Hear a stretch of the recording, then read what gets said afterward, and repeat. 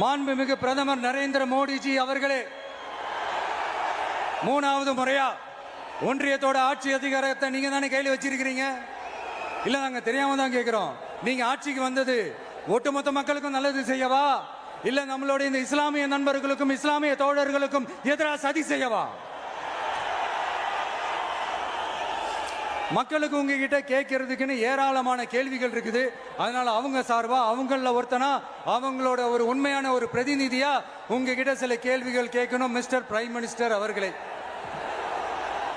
நம்ம தமிழ்நாட்டு மீனவர்கள் கிட்டத்தட்ட ஒரு 800 பேருக்கு மேல இலங்கை கடற்படையால தாக்கி அழிக்கப்பட்டிருக்கிறாங்க. அதை கண்டிக்கிறதுக்காக உங்களை பெருசா எதுவும் செய்ய சொல்லல, சின்னதா ஒண்ணு மட்டும் செஞ்சு கொடுங்க. இனிமேலாச்சும் எங்களுடைய மீனவர்கள் பாதுகாப்பா இருக்கிறதுக்காக இந்த கச்சத்தீவை இலங்கை கிட்ட இருந்து மீட்டு கொடுத்துருங்க, அது போதும்.